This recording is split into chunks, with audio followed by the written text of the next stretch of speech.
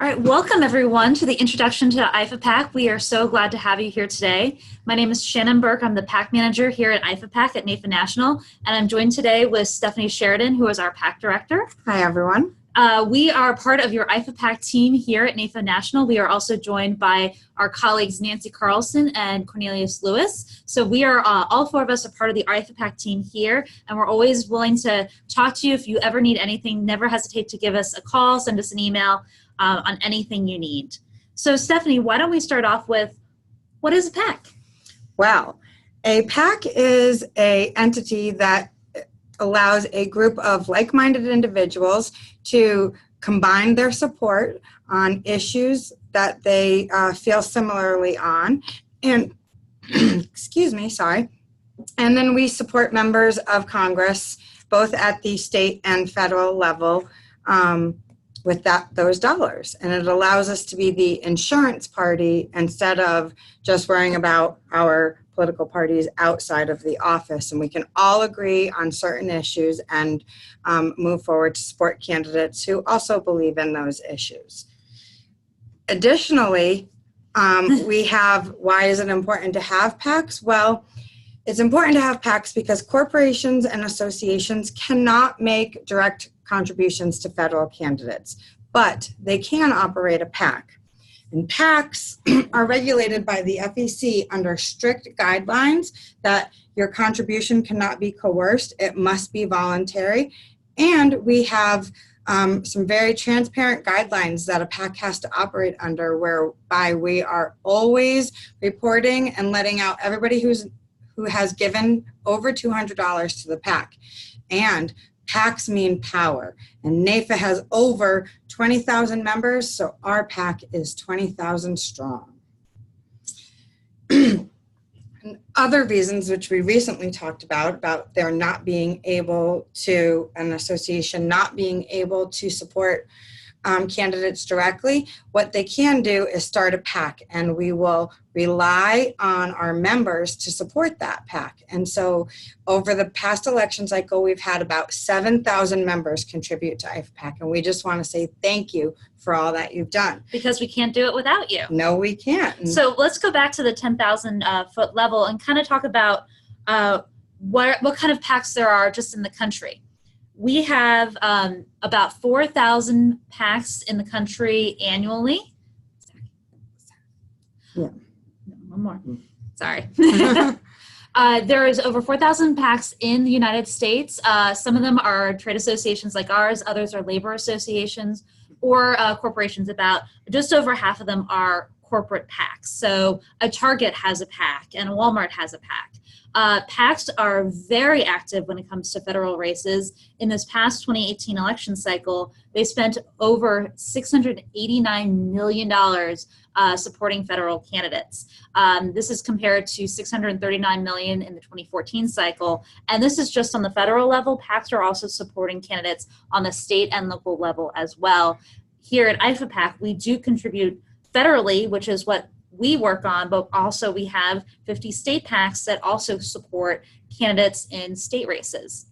And Shannon, about how much do you think our states, from all the fundraising that we do, that our states are able to get out during an election cycle to help support those candidates? They probably spend between $1.5 million and $2 million per 2-year election cycle. It depends state by state. Obviously, we have some states that are larger than others, but probably total it's about that amount. And then federally, in the 2018 cycle, we did spend over $2.1 million supporting federal candidates. So as you can see from the graphic in front of you, we can go a little bit more detail on what we did in that 2018 cycle. Like I said, we spent $2.1 million supporting federal candidates. This is to their re-election campaigns. We spent about 59% was to Republicans and 41% was to Democrats. So we're fairly bipartisan. As you guys know, in 2018, there was just more Republicans in the House than there were Democrats. And we generally support friendly incumbents. So these are members of Congress who are very supportive on our issues. So we don't look at party, we look at the support they are on our issues. We take into account committee assignments, because some committees have more jurisdiction over our issues than others. We also look at what kind of relationship they have with their members of Congress, the member of Congress has with their members in the district, how they are working with our people here in DC. There's a lot, it's less of a formula than an art when it comes to supporting, but there is a lot that's taken into account when our volunteers make a decision on who to support and how much. We were the largest PAC in the insurance industry, which we're very proud of. We have been for the last several cycles. Mm-hmm. And the average contribution that we receive from an IFAPAC contributor is about $319, which means that there's a lot of support that are coming, and it's not a lot per person, but it really does add up on both the state and federal level. Yeah. So Stephanie, why don't you talk a little bit about what IFAPAC and association PACs are not? Because sometimes money in politics sounds very dirty and it's very kind of a bad word, but give them a little bit of information on why we're not any of those things. Yes, all right. Well, as I mentioned earlier, we are subject to federal election laws, and our PAC is not a super PAC. And many of you probably have heard of super PACs out there. And what we are not is a super PAC. Our PAC is called a separate segregated fund, an SSF. I know, way too much. There will be no test at the end. We promise. And we give our money directly to candidates. We do not support issues or put up issue ads. So that is what a super PAC does, is because they cannot contribute money directly to candidates. Our money is from individuals. It's not corporate money. It's not your local state farm agency money. It is your personal dollars that you have worked hard to earn, or Shannon and mine personal dollars, because we are also supporters of the PAC as well. So that's what's the big difference is a super PAC gives to talk about the issues, and a PAC like ours directly goes to support candidates for office. So now let's talk a little bit, Stephanie, about some of the things that you may hear that are untrue about PACs. What are some of the myths that you hear? Oh, well, we hear, yeah. You've ever asked somebody for money, you get a lot of excuses, so we're bringing the truth. Yes. So many people believe that PACs buy votes and elections, and that's just simply untrue. An individual person can only give up to $5,000 annually to a PAC, and the PACs can only support a candidate at a total of $10,000 over the course of the 2-year election cycle. With Shannon talking to you about how it's in the $600 million that was spent overall in the total election, $10,000 per candidate really isn't going to influence them on making a decision. That doesn't keep them in bumper stickers anymore. Right. As I mentioned, we are completely regulated. We have rules, very strict rules that we have to follow by the FEC, and it's not a slush fund. We don't just have this pile of money that we can go through if NAIFA's budget doesn't define something. We are run by a committee that's overseen by NAIFA's board, and of our committee we have a subcommittee, which is the group of people that decides where the money that you have earned and contributed to our PAC. We have a group of people that decides where that goes and which candidates we're going to support based on how members of Congress vote and where they stand on our issues. So Stephanie, why don't you give us an idea of some of the benefits of being a PAC member? Well, being a PAC member can give you access to legislators in your state. It can give you credibility out in your community. You get donor recognition from both NAIFA at the state and federal level. You can be active and form these relationships. So if something outside of a NAIFA issue comes up, you will have this relationship because of NAIFA. You can go talk to your legislator about that issue. Promotes your duty to participate in civic government. As we all know, that's why we have such a great nation. So those are just some of the benefits that come to you. And then the benefits to our association is NAIFA gets more credibility out there. We are seen as a strong, reliable member, and that's all because of our combined PAC and grassroots efforts. So those are benefits both to you and to our association overall. Now we will be turning it over to Shannon to go a little more in depth about where the PAC fits into NAIFA's overall advocacy. So as you guys know, there's always a lot of issues going on just in Congress. We're just going to stay at the federal level right now. Last year, tax reform was being debated. This year, we actually recently had a big win with the Secure Act, which was retirement legislation that just actually passed the House recently. But there's constantly things going on the legislative level that NAIFA is active in because it's issues that are important to our members. They may affect them both positively, both our members and their clients, or there could be some bad legislation that we either need to help defeat or possibly fix to make it a good piece of legislation. So this is constantly going on throughout the year, sometimes a 10-year cycle of how a bill is being talked about in Congress. So where does it fit in?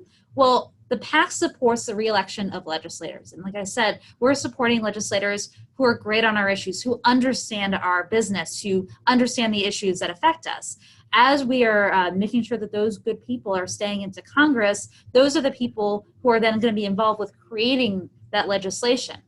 When you're making that legislation, it's often influenced by both our professional DC staff here in our Falls Church office who are working every day, meeting with members of Congress, working on pieces of legislation, but also with our grassroots department, which you may have heard from our colleague Maggie in an earlier video on, building those grassroots contacts, because hearing from a member in the district who knows the industry, they know the neighborhoods, why these things are so important to the people in the district, makes a huge difference. As we're lobbying on those issues, both professionally and also with our grassroots, also through calls for action, these are all building to create those good pieces of legislation that get supported, and then we cycle around again. So we're just all part of this big cycle in the advocacy world. Yeah. But I like to show us now one of our tried and true favorite graphics. You will make fun of us, but this is the one that we always stick with. Yep. This is basically the NAIFA advocacy three-legged stool, where you see that the three legs, professional lobbying, PAC support, and the grassroots are all working together to support the advocacy issues. So you will always see this throughout our information, because we just feel like it's a great graphic to show why all three things are important in order to support our advocacy efforts. And NAIFA has had a lot of success not only in the last few years, but throughout the course of NAIFA's history. And we need all three of these legs to be strong and sturdy to hold up that stool, because when one is wobbly, the whole stool can tip over. We can't do this without you. Your support, both on the PAC side, but also with grassroots, having those contacts with your members of Congress, talking about these issues, talking about them in your community, really is all the things that come together to make sure that we are successful advocacy-wise. All right. And next, this is last year, National Journal conducted a study that just kind of measured our PAC and our impact up on Capitol Hill. And this was one of the quotes that came back. We have this out there, but NAIFA PAC, that's the federal side of IFAPAC, offers its members the widest access to House and Senate members.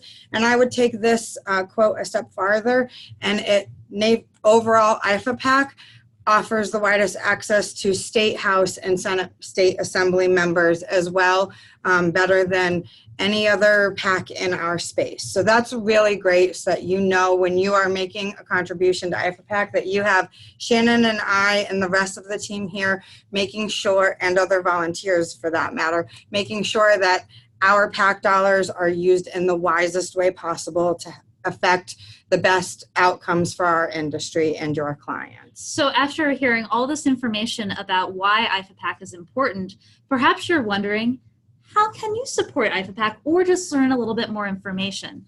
Go ahead, Stephanie. Tell them how. Well, you can support IFAPAC by going to NAIFA.org/IFAPAC, and there you will be brought to a whole host of options for finding some more information on IFAPAC, but you will also be able to contribute right there online. If you are a NAIFA member, you will be asked to log in again, and then you can go ahead and make a contribution.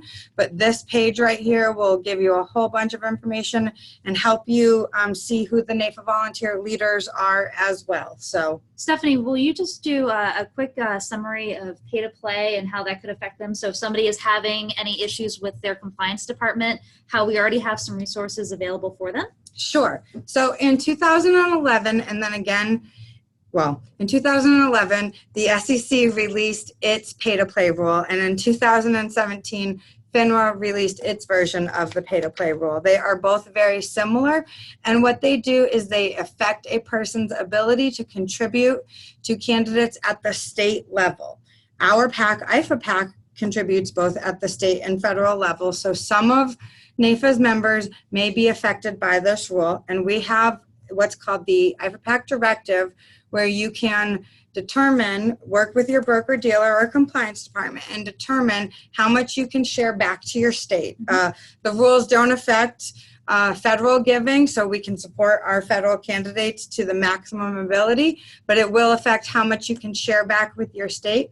But we are fully versed in those rules and ready and willing to help you and work with your compliance departments when and where that's appropriate to see what we can help make some changes happen. So that's kind of that rule at a kind of big level. It just affects who can give to state candidates. If you're working with your local municipal boards and you're managing their money, we don't want the rule is meant so that you don't also support them federally, or support them financially in their reelection campaigns. So we work very hard to keep everybody legal. So not only do we make sure that we keep ourselves regulated and compliant with all federal election laws, state election laws, but we also want to make sure that you stay in compliance, working with your compliance office as well with your brokerage. That's a very broad overview of what all the things that IFAPAC does. We really appreciate you joining us today. We want to make sure that if you have any questions, you feel free to contact any member of the IFAPAC staff. You can see our contact information below. We're all very excited to talk to you about what we do, who we support. If you have any questions, we love talking about political races and state races and federal races, so we're always happy to talk about that as well. But we just want to thank you for joining us today, and thank you for being a NAIFA member. Thank you.